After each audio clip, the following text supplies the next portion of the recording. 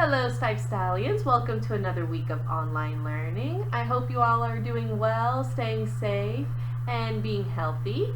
This week, I got my hands on an amplifier. And so, like I mentioned last week, amplifiers are used to connect to electric guitars to help them sound loud, and Archer is investigating what I'm doing with the guitars. He's behind, oh, there he is. Let's see, maybe Archer will join us for this lesson. You want to join us, Archer? No? No? Oh, okay. Okay, he doesn't. So, anyways, amplifiers and electric guitars. Last week, I showed you what an electric guitar is and how it looks like. And so now I'm going to show you what it sounds like connected to this guy. Like I mentioned last week, this electric guitar is hollow because it has holes in it, and so it does sound pretty loud by itself. But I'm going to show you what it sounds like connected to that amp. So first, to connect it to the amp, it's got to be plugged into an outlet. My outlet's all the way to the wall, so I'm using an extension cord. Next, you also need these cables. This is a mono connector. You put it in the input part. Here there's another hole, but that's called phones. That means you want to put headphones through that hole to hear what you're playing through those. We're not doing that today. Then connect the other end to that hole, and then you press the power button, it turns on. Now here's the difference. Do you hear that it's much louder now? That's what the amplifier does. It amplifies the sound.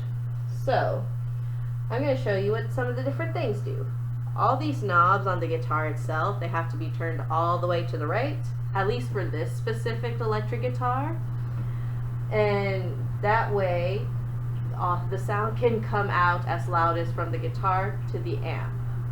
The amp itself has a volume knob, so if I were to play it, you hear how much louder it got? That's what that volume does. It controls it lets the volume get louder or not. Archer, as you can see, doesn't like it when it's too loud.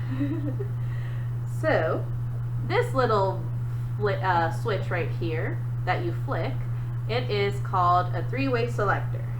Why three-way selector? You have three options. One, you can have a very dark sound. Like that.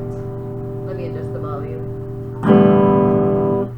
If you go all the way down, you can have a very bright sound. Or you can stay in the middle to let it somewhere in the middle. So I usually keep it in the middle because I don't want it too dark or too bright. Unless if I'm playing like old style music like from the 60s, then you kind of want it bright. Anyways, these other knobs are called equalizers. They emphasize certain parts of the guitar.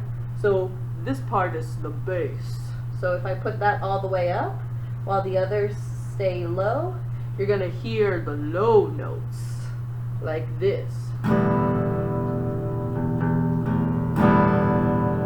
Those are low notes. Now if I put the bass all the way down and turn the middle up, you'll hear the middle notes more. Take a listen. You hear the difference?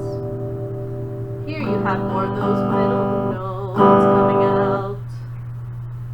Now let's put that one all the way down, and let's see what happens if we put the treble all the way up. The treble lets the high notes be the star, like this. You hear those high notes? I don't think Archer liked that. So that's what that does. People put them in different ways. I usually like to have a little bit of bass, with it being a little higher in the middle and a little bit lower than the middle but higher than the bass in the treble. So I like to play it like this.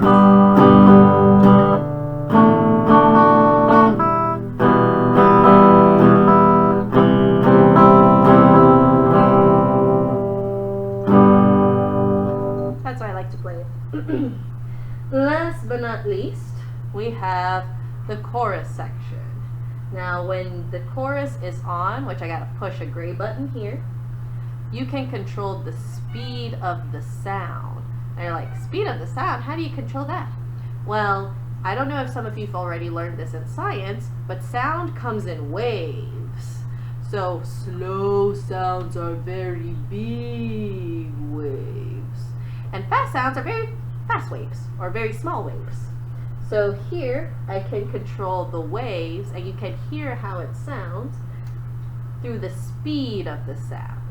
So if there is no waves to be controlled, it's pretty fast and quick.